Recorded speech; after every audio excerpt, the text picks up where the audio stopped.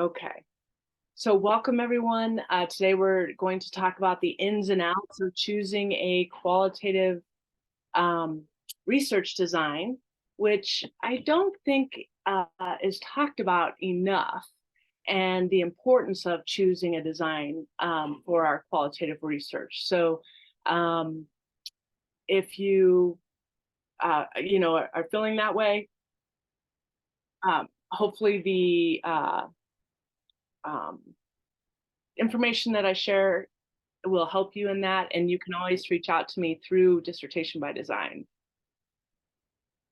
All right. So a little bit about me. I am a qualitative researcher, writer, and educator. Um, I've been a qualitative research strategist for 15 plus years, which I feel very fortunate because at the time I was trained to be a qualitative researcher, there weren't many of us around. Now there are more, but um, at the time it was pretty novel, and we were still trying to make our um, uh, place in research, because it's still like this very quantitative paradigm. Anyway, so I've supported researchers as far as dissertation work goes in my work at universities and at Dissertation by Design. And then I've also worked with various people outside the field of education with their research and helping them make their discoveries and analyze their research. I really enjoy pushing the boundaries of qualitative research, in that I like to use innovative methods, innovative methodologies, culturally responsive methodologies that are very exciting and becoming more and more popular. And at the questions and answers, if you want to talk about some of those, we certainly can.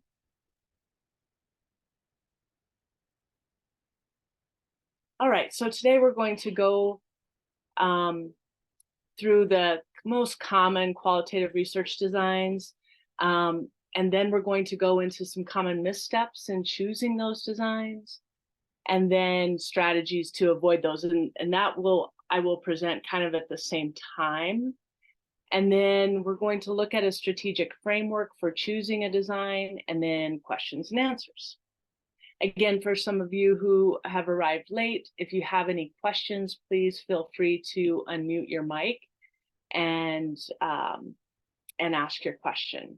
You can also use the features to raise a hand or anything like that in the chat. Okay. All right. So here we have a poll. Let me go ahead and get that started here and launch this one. If you wouldn't mind choosing what your research design is.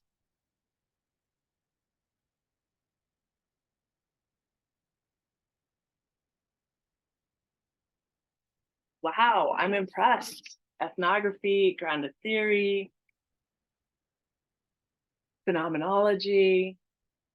Okay, some case studies. I was like, normally that's the most common. Do we have some others as well? Oh, 2 grounded theories. Wow. I'm just super impressed. All right, awesome. Well, I'm going to go ahead and end that and just share the results real quick for you. Looks like we're pretty even. So that's great. All right, and then I'll go ahead and stop sharing. Thank you for doing that. I like to just get a feel for where everyone is in their designs. Now, when I'm presenting this overview, please know that these are the most common ideas about each design. The nuances of the designs we'll talk about here in a little bit, and this is just a little bit too short of a presentation to be able to go in depth, but we can certainly talk more about your questions about your specific design as it comes up. Okay, so the 6 most common designs that I see people using, case studies probably the most common. Um, and then descriptive qualitative research is becoming more and more popular. And then phenomenology is very popular. And then it kind of starts to fizzle out, if you will, with narrative, grounded theory, and ethnography. And I think there's good reason for that because those designs require a bit more time in the field sometimes, although phenomenology can certainly, and case study can certainly demand a lot of time from us. But the processes are just different, as we see here. So just take a moment and review these main areas. And if you want to just focus on your design, that's fine as well. And then let me hear some of your thoughts or ideas or questions.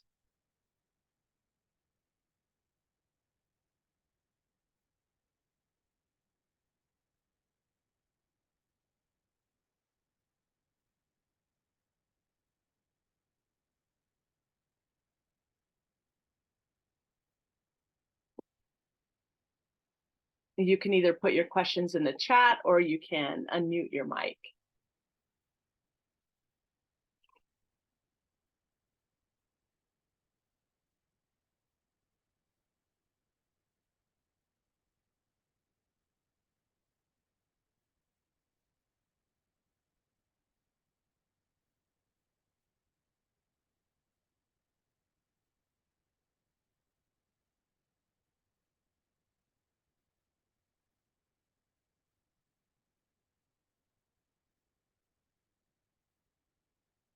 Okay, well, I'll just kind of point out some of the things that I think are specific about each of these designs. So case study is specifically normally a very current phenomenon. We could do a retrospective case study, but almost always it's a current phenomenon.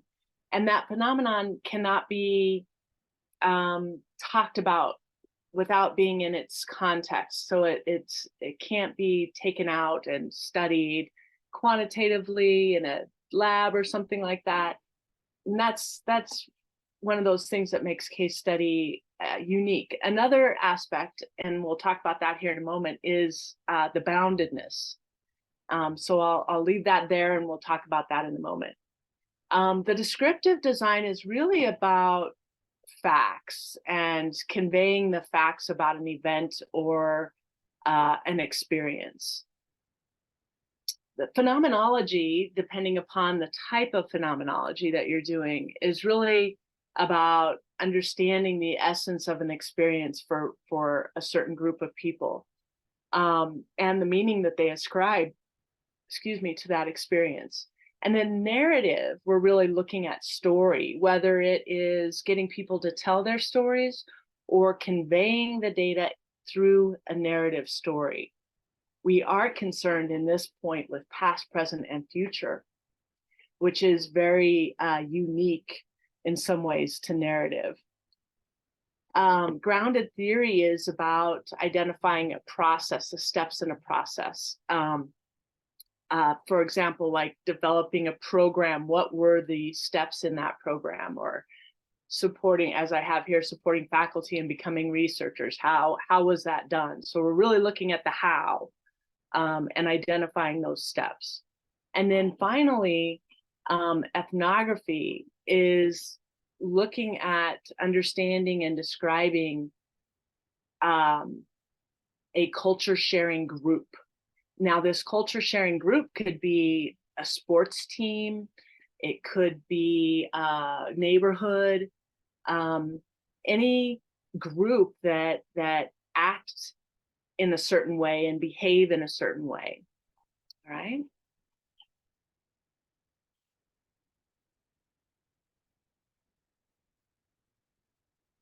Let's see. Johan has a question, or Johan has a question here. What is the difference between all the 6 for applying theories? Well, I would say, let me just go back for just a moment. Theories could be applied in all of these studies except for grounded theory. Grounded theory is really about developing our own theory. So we would use grounded theory when there's no theory that would explain the phenomenon itself or the event.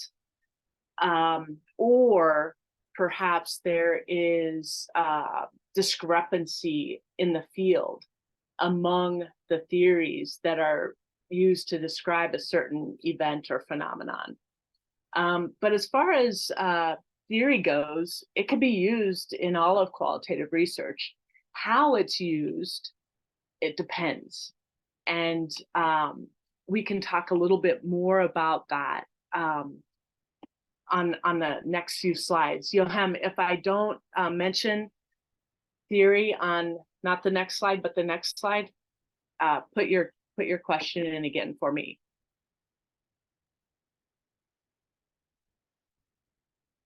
Okay, so when we're looking at the problem that is being discussed or that we're trying to address through our research, these are some ways to frame the problem in a methodological aspect.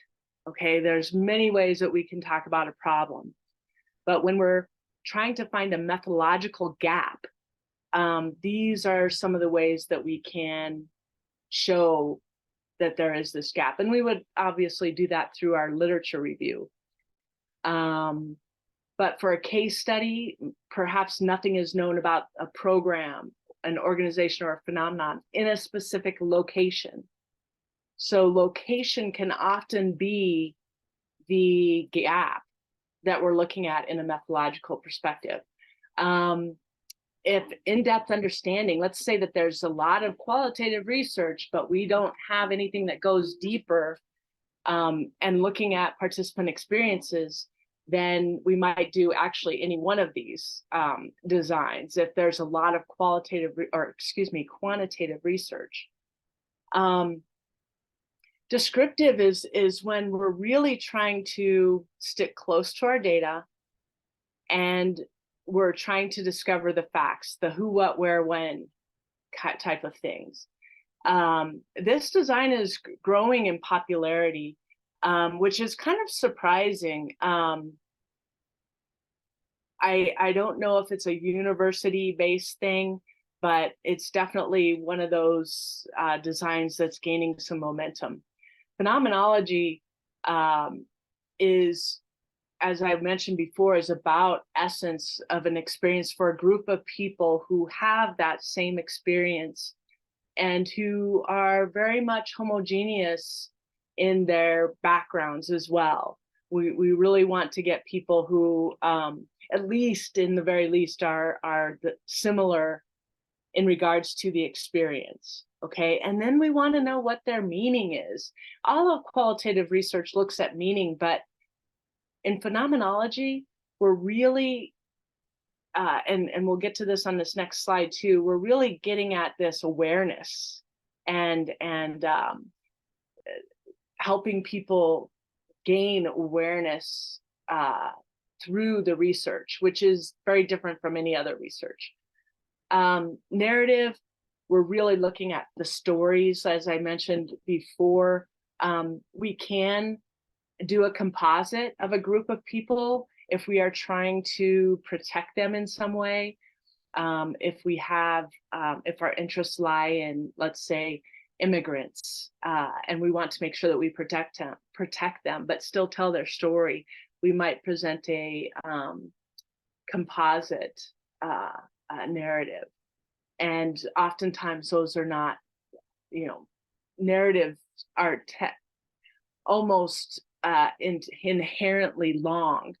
And so narrative research is often not conducted because of that, and because of the writing that's entailed in narrative research. So that aspect of story is very, very important. And in grounded theory, little is known about the process, and then little is known about the shared patterns of cultural experience. I think there was one person who was doing ethnography. I think there's a misconception that ethnography is about finding something out about that culture. No, it's about a culture sharing experience, a group, and we're trying to understand their shared patterns of experience. Not necessarily it's about culture, but it's not to define culture or anything like that.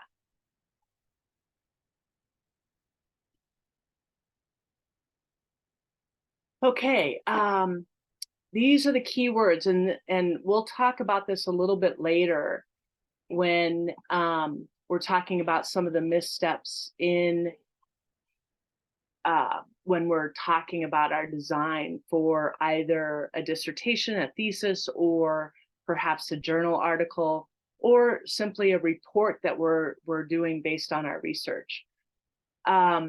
So in case study, we're looking at the type of case study, and I've listed a few here. There are more. I recommend reading Yin or Baxter and Jack do a nice overview. If some of you are interested in that, you can, I'll just go ahead and put my email in here. So if I mention something, you can always email me and I will send it your way.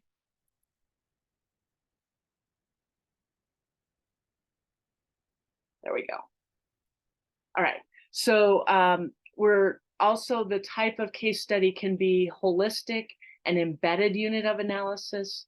And an intrinsic case study is where we are actually trying to understand a phenomenon through the participants. So the phenomenon is actually the case rather than the people.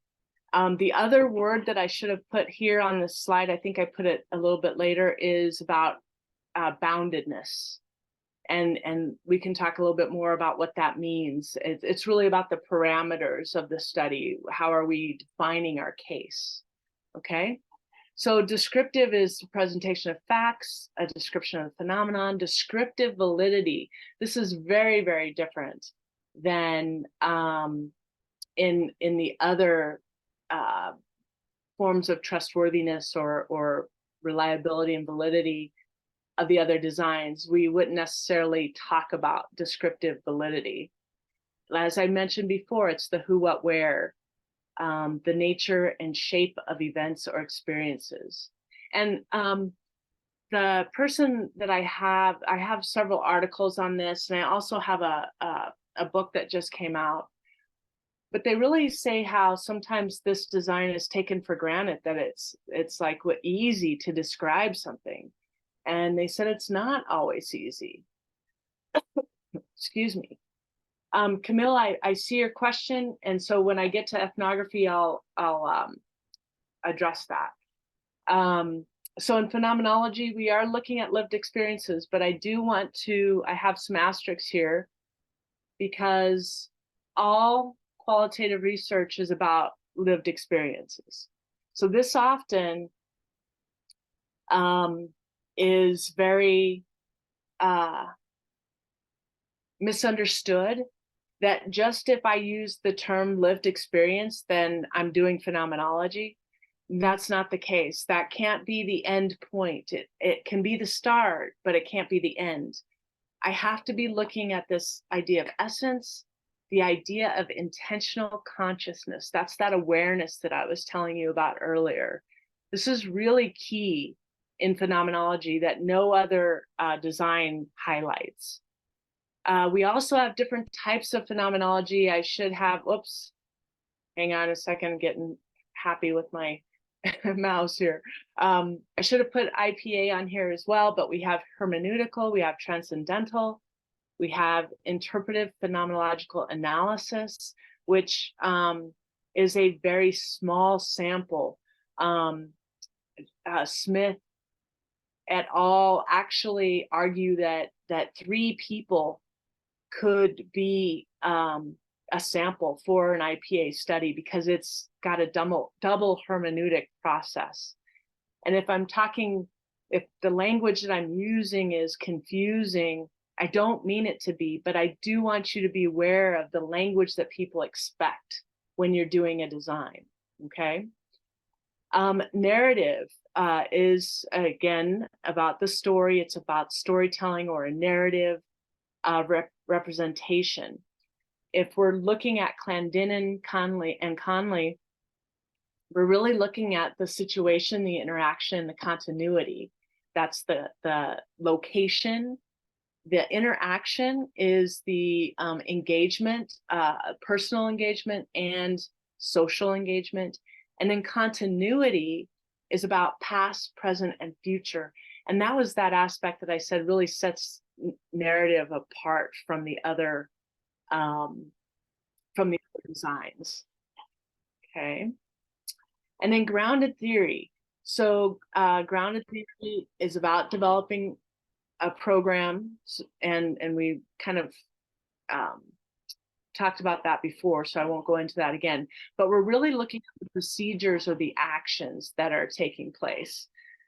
We are aiming to develop a theory that can be then tested later on in a quantitative way. So oftentimes when very little is known about a phenomenon, qualitative research has to be done because there's just not enough information to know what questions to ask. So oftentimes that type of research is grounded theory. Okay. And we are looking at processes and actions that occur over time. So what's important about this is it's not necessarily the past, present, and future like narrative is. It's about being in the field over time to making sure that the procedures are holding true as we go. So that's one of those distinctions of time that are present in the designs. So ethnography is about, yes, it's about culture, sharing group. It is extended time in the field. That's oftentimes why people don't do ethnography, because we need an extended amount of time in the field. Most people talk about that extended time in the field as a cycle. So for example, if I'm in the education field, it would be a school year would be a cycle. That would be a minimum for most ethnographies in K-12 education or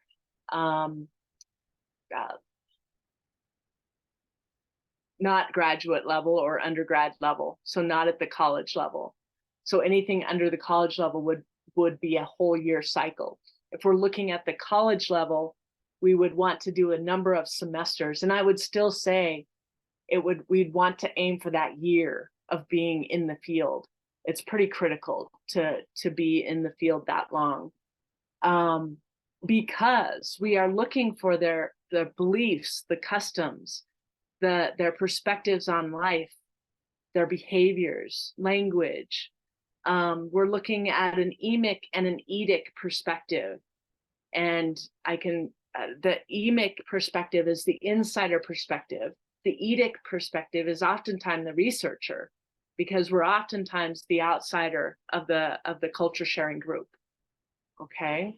And then let me look at Camille's question here. So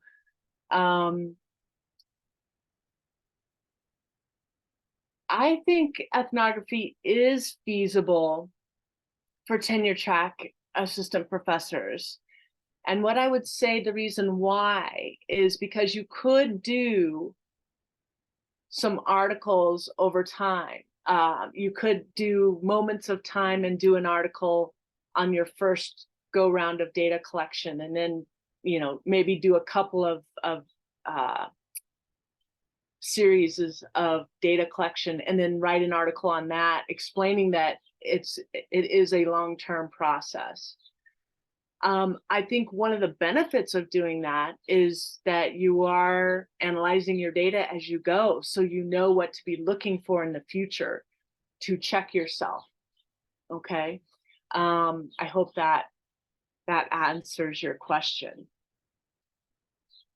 The knowledge gaps in the discipline would definitely be of issue. A lot of people don't know, Camille, about ethnography. I would say grounded theory and ethnography, well, and even phenomenology, quite frankly,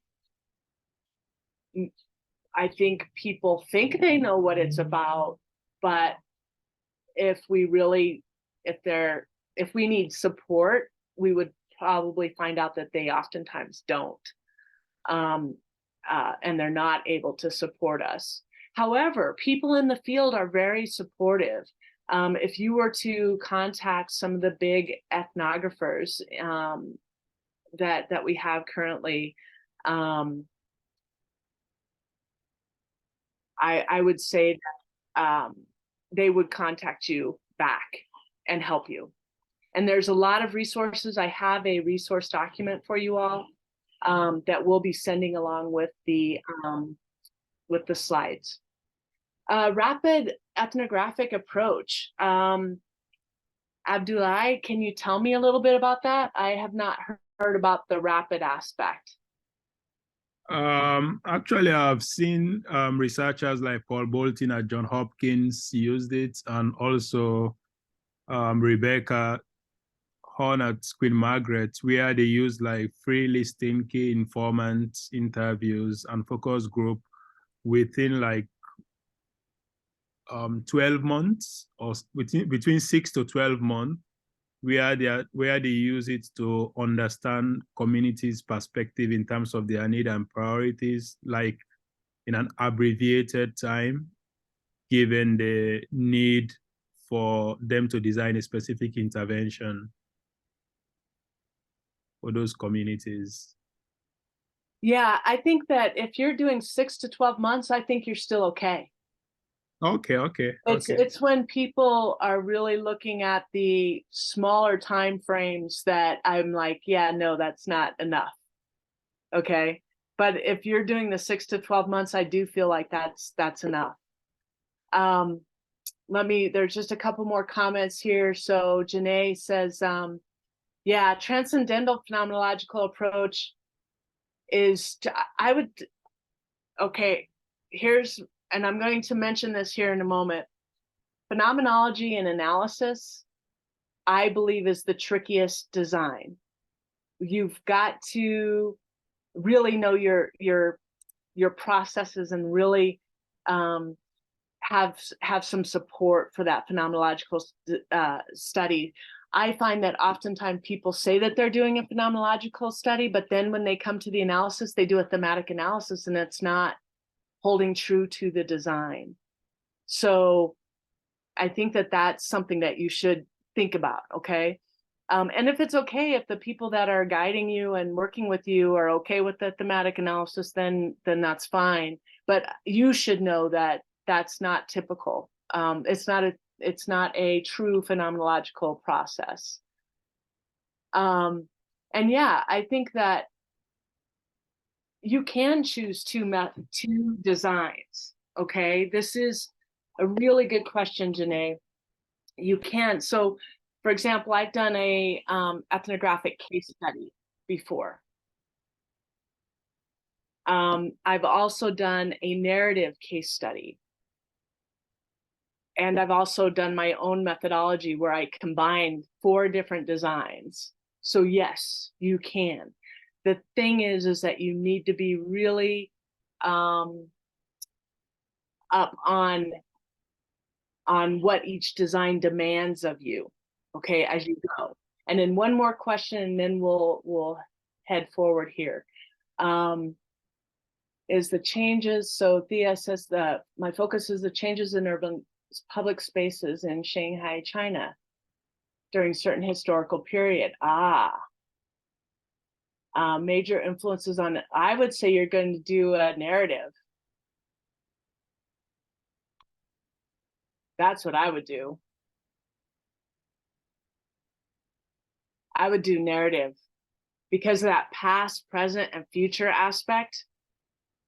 That's what I would recommend just in looking at this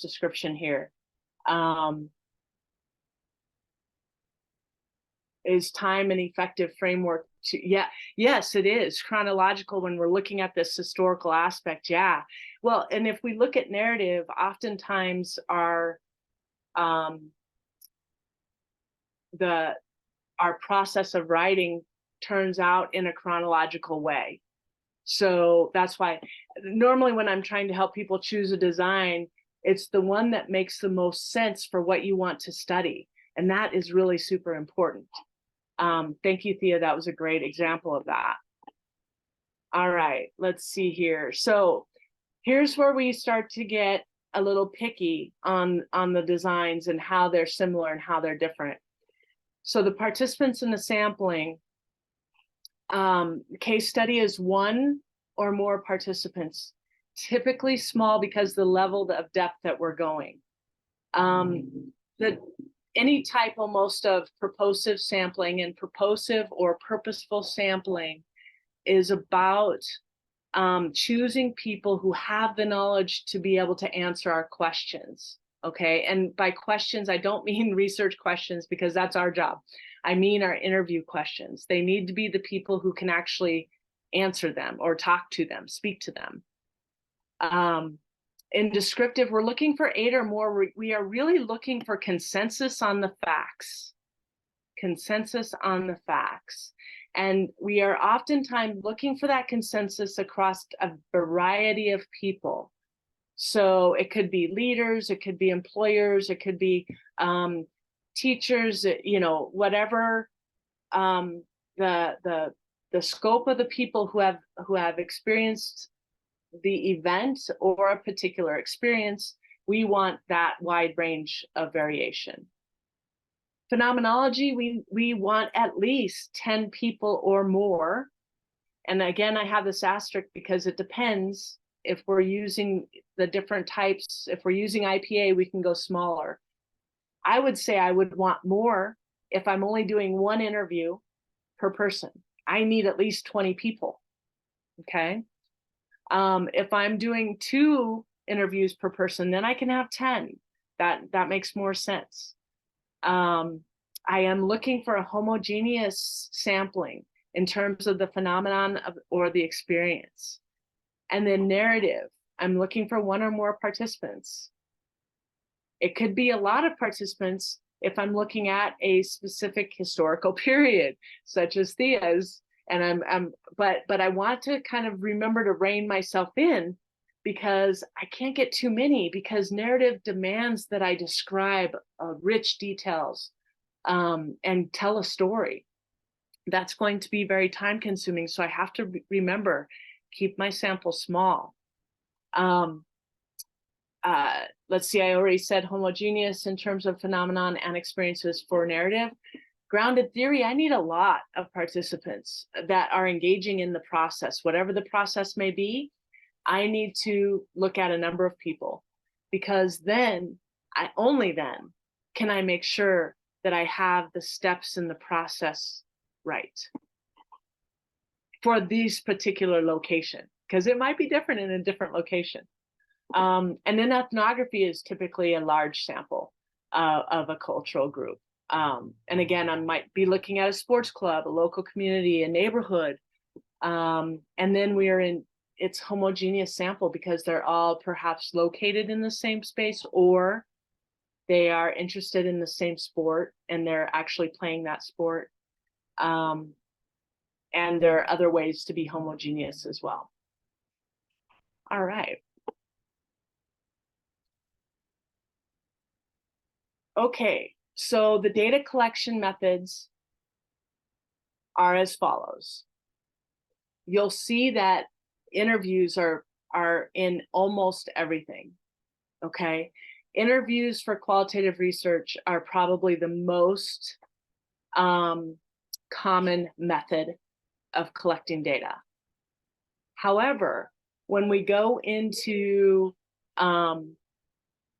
looking at ethnography or case study or even grounded theory, the importance of observations really come to bear, and it's really important to have those multiple methods. Plus, it helps us triangulate or add to our trustworthiness as researchers. I put another asterisk on phenomenology because more recently, Jonathan Smith and others, I've also helped a couple people on phenomenological research really provide some different ways of collecting data by using material data. For example, photo elicitation. We might also be asking people to watch videos of themselves or of a phenomenon. Those are becoming more and more popular in phenomenology. In Smith's newest edition of his book on IPA, he talks about how this is happening more and more. All right, data analysis. This is where we really start to see some differences. You see thematic analysis in case study and descriptive research, but look at how it changes. Now, if I go to what I should have done here on grounded theory is put thematic analysis at the end, because it ends up being by the process. And one could say that those processes or steps could be considered a theme. So just for those of you who are doing grounded theory, think about that. Also, ethnography, identifying cultural patterns could also be seen as thematic. So I just want you to kind of notice that, but how we talk about them are a little different. Look at phenomenology here. This is where we're really differentiating. We go by the individual first, and sometimes in case study we do that too. If we're doing a multiple case study, I will do each case separately. In phenomenology, I do each person's transcript separately, and I analyze each one. I come up with experiential statements, descriptive statements, structural statements before I go into the next participant. This is very, very different than any other design. So that's why I say a lot of people do phenomenology and don't ever do this. They do a thematic analysis. But you should know the difference if you're embarking on a phenomenological research study. And then narrative, as we have talked about, we are talking about the situation, interaction, continuity, plot structure. We're looking at the context and the actors in the story and in turning points. And then down here at the bottom, we are talking about how we are representing the data. How do we put the data forward to our readers? We see thematic now in 3, and I would say thematic also in 4, because I would count that for ethnography as well. The theory and grounded theory often comes out in a model. And like I said before, we could consider that to be thematic, but it really starts to change the language to model or theory. And then narrative structure is, these words in the data analysis part of narrative could also be the structure. So just kind of keep that in mind if you're doing a narrative study. And again, these are not hard, fast rules. These are the most common. Can other things happen? Yes, other things can happen. But we want to make sure that we're holding true to the design. Why is this important? Because our design matters. Our design matters for various reasons here. It conveys our general focus and knowledge, what we're interested in knowing, how we frame the problem. We've already kind of talked about that. It guides our decisions, how we use our language, what language we use, what setting we go into, the sampling, and the data collection analysis. And it conveys our assumptions. This is probably the thing that nobody ever tells us about. But the design conveys our assumption, what we believe are relevant, what answers we're looking for. what we believe about the phenomenon. It also establishes our expectations for our readers. This is key. It's expectations about the information that should be included, about what scholars are referenced, about the language that we use, and the various decisions that we make that need to be included and explained. So let's take a look at a few of those. So here are those missteps and corresponding strategies. And I'm going to probably have to go through this relatively quickly because we spent a lot of time on those slides. But I think it's worth it. So missteps in choosing a qualitative design, lack of familiarity of the different designs, which includes a lack of alignment between the purpose statement and the research questions. I can't tell you, I think I work with the majority of people when I start working with them on their research. This is where we are. This is where we start, because we've got to talk about this right away. Otherwise, their work is going to get kicked back if they're looking at a committee or if they're looking at submission to a journal article. It's going to get kicked back if things aren't aligned. Inconsistent language. I think that a lot of people, because our world is so quantitative in many ways, we start using quantitative language naturally, especially I would say in education. I see a lot of people using influence and impact and effect, and those terms we're just not, we don't typically use those terms in qualitative research. The descriptions of the design are incorrect or lack detail. With most, I would say a large majority of the clients that I work with, we work on this, adding more detail and making sure it's correct. And then finally, our justifications of the design are not explained. So think about in qualitative, when we're writing our methods section, we're doing a couple things. We're conveying our knowledge about the design, and we're also explaining why we are doing what we're doing. That's why it can be so difficult sometimes. That dual aspect of our writing is difficult. Oh, and then the lack of forward thinking to our analysis and findings. For people who contact me after their proposal or after they've collected data, we start going back to what they said they were going to do in their analysis, and oftentimes it's just not descriptive enough, and we have to start making changes. And that's okay in some ways, but for a lot of people, I want you to be aware of what you're going into, and I want you to know what you're getting into so that you can make informed decisions. I think that's the key for me in working with scholars. All right, so let me start this poll here real quick if I can get my poll to come up. Here we go. Let's launch this. So your main challenge in avoiding missteps is choosing an appropriate design is what would you say?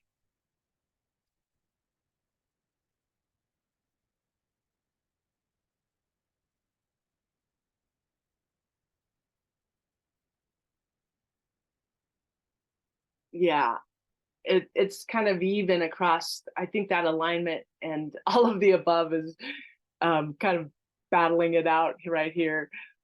And familiarity with the designs, absolutely. All right, I'm going to go ahead and end the poll here and share those results with you. I think that this is, I'm surprised more people, well, I guess all of the above is included in this idea of justifying our designs. I think that's the alignment and the justification are really the difficulties. We can, once we are familiar with our design, we can write, I think, what we need to write, but really then aligning our language comes into play. So thank you for doing that. I think it's very important for us to know where we are.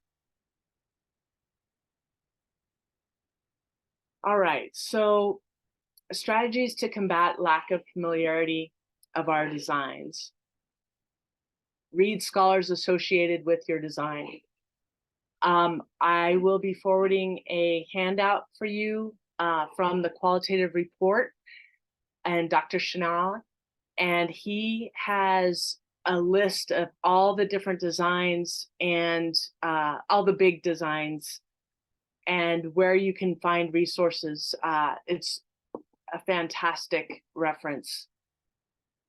So be looking for that, and then compare the ideas used by scholars with your ideas that you're conveying in your purpose and your research questions. And then back to the chosen research design. It's really important that you understand how scholars also may differ. And then make sure to use simple language. I think a lot of times people try to use fancy language, or language, maybe sometimes even just quoting a lot of scholars, which is fine if we're defining things, but what happens is we don't really know maybe sometimes what that means or what we understand it to mean. And that's an important step for us as scholars. And then compare your language, compare the language used by scholars with the language you use. Oh, I put that twice, sorry.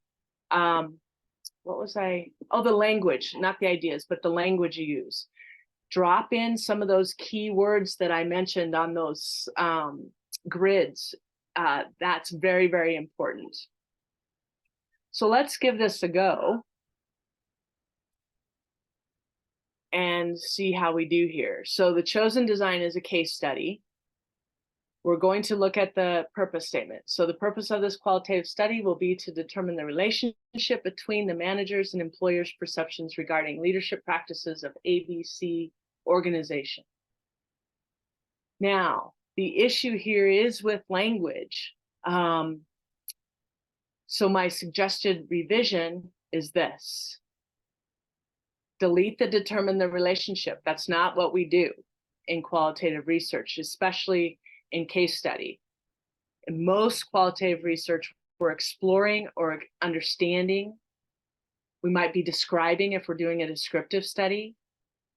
Okay, so understand the managers and employers' perceptions regarding leadership practices of one branch of ABC organization in a Midwestern US state. The key to case study, remember, is context that's combined with that phenomenon. So we've got to point that out. So that's the reason why we want to be so specific. All right. Okay. So to combat design description that is incorrect or lacks detail, let's see what this looks like. We want to read lead scholars again. We want to use quotes when necessary.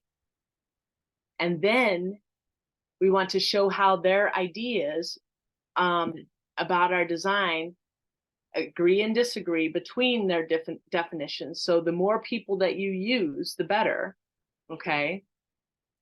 And then identify and define the features of the design that are relevant to your study, because sometimes not all of them are relevant.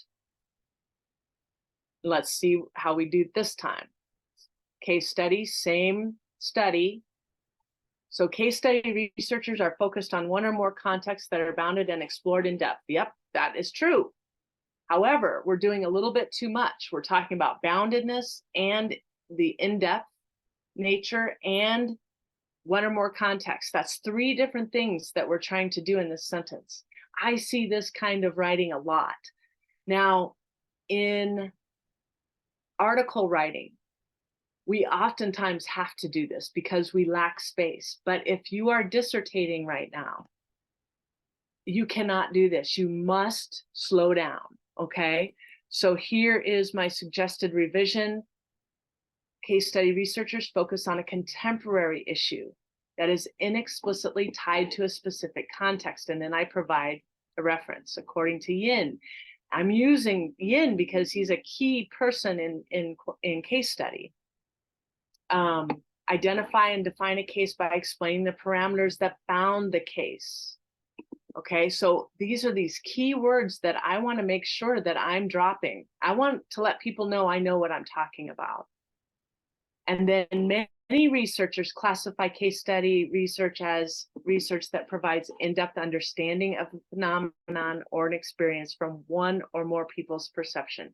And then I can provide a big, long thread of references. So description I have added here. All right. So to combat limited or no justification, I want to present key information regarding the design, then explain how I interpret the quote. Okay, so if I do quote, I need to explain it. I need to explain how is it related to me, okay? And I really want to stress quoting is not enough. You have to explain what you believe it means and how it relates to your study, okay?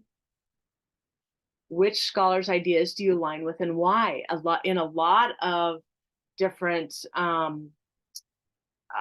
designs, different scholars differ in their interpretation of the design. So who are you aligning with and why? We want to know that. Plus you're positioning yourself as a researcher, and this is very important. Explain the connection between your design definition and features and your purpose, research questions, and methods. And we'll see an example of this here in just a minute. And then lastly, if you can, connect back to the problem statement, the argument that you put forth for doing your research, and explain the methodological knowledge gap. For example, if no one had done case studies, they were primarily descriptive studies or primarily quantitative studies, then we might want a case study so that we can look at various locations and find out if what's happening in one is happening in another. So Camille has a question here. How is depth determined in case study research? This is a great question. Depth is really important in case studies. So that means that we are using at least 2 methods to collect data. I've seen, especially during COVID, I've seen a lot of people who were just using interviews because we couldn't go in and do observations. It was a definite limitation. The data, you can tell, is just not as, we just can't go further. It's very sometimes very literal. When we don't have a lot of data, we stay at the literal level, or what Brown and Clark would call semantic level.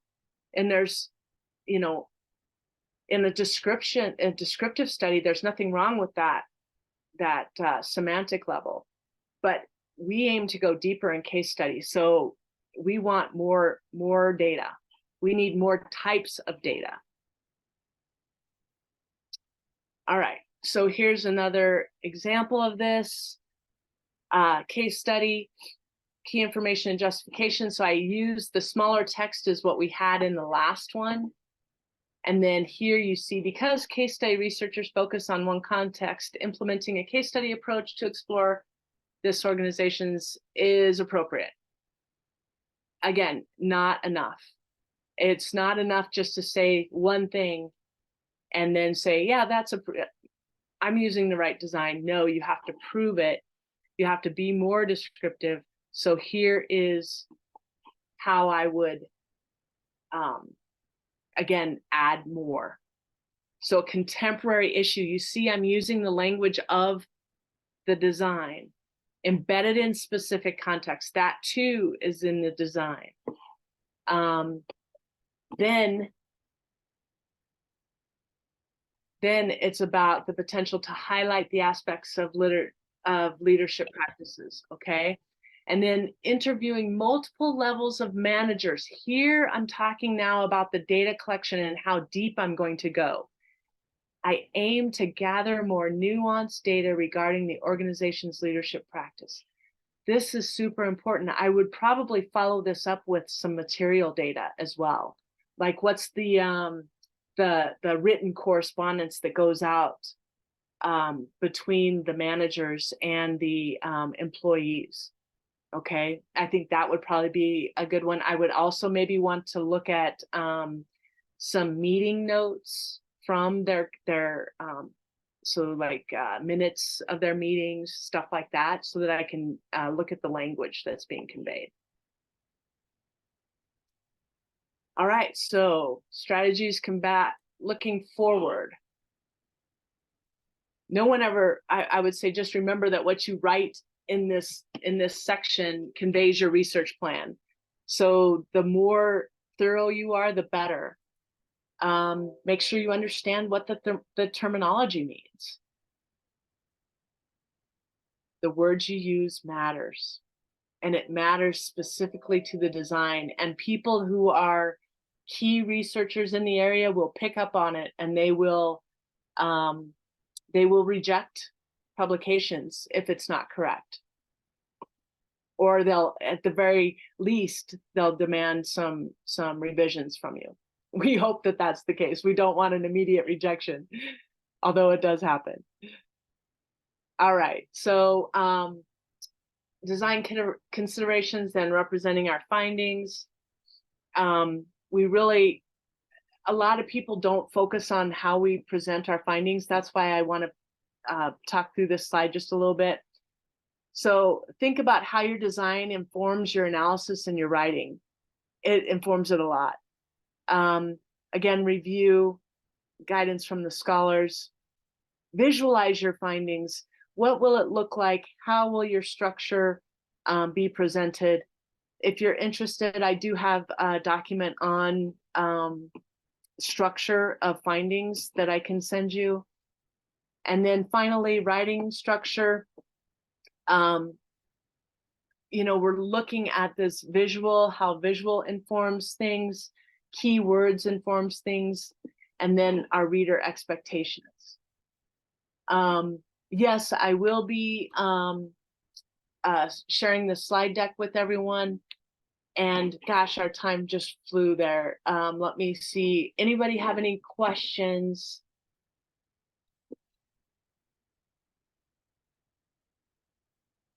A book or key author for narrative design, you will see that in that document that I will be forwarding with the slides, Thea. Let's see. Yeah, Janae, you will get the slide deck and the resource document. Any other questions? I'm sorry, that was really fast. It was a lot of information.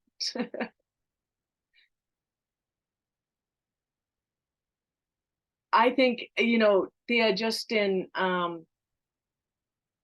okay, great, Janae. I think I would look at Clendenin and Conley.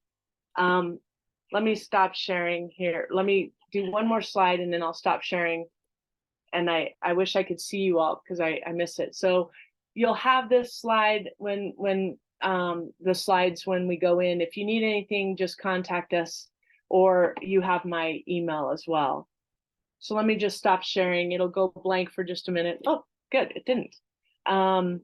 So Clendenin and Conley, this is their old text. I want to say this is a 2000 text, but I like this one better. Hang on just one moment. Engaging in Narrative Inquiry by Clendenin. This book, you can see I have some tabs and stuff in it, as I do all my books, but this one I've read at least 2 times. It just helps me so much understand that when I'm going into a narrative process, that I'm a part of that research. In qualitative research, qualitative researchers are a part of the research. In narrative research, we want to tell our narrative too. And this book brings that about, and that's what I really like. And I think this is the one that I would read. I think this one you could probably pick up for cheap to give you some ground, but I would only read like the first few chapters and then go to this book. If you're looking for a more culturally related one,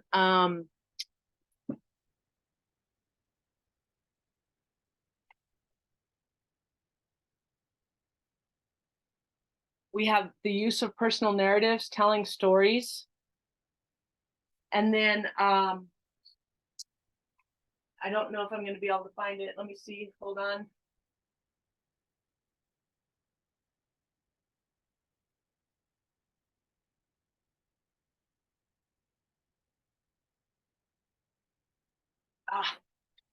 If it's not on that resource that I'm going to be sending, I will make sure that you get. I'll send it out. I'll have Jessica send it out to you all. But it's about specifically for Black storytelling. It's so amazing. I love the book, and I think different cultures, anyone in a different racial group would align with that book as well. So I'll share that with you too if it's not in there. And then grounded theory, we're really talking about Sharma's, and that'll be in that document that I send your way. Okay. Let's see, Abdullah, I read a paper as an analytic method that he used grounded theory. Yeah. Because in grounded theory, we do the axial coding. So we do the initial coding and then the selective axial coding, and then the selective coding is very, it actually mimics thematic analysis if you're familiar with the rounds of coding analysis. And that's where they're picking up on that. That's why they're saying that, is my guess. Phenomenological study. Oh, Vanessa, I would say, phenomenology gets very abstract so quickly. And it becomes very difficult theoretical discussion in many ways, but I really like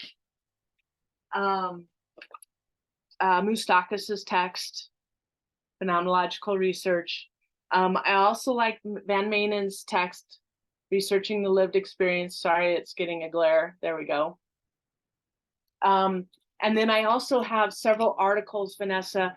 Let me just put in my email address because I know some people came in later.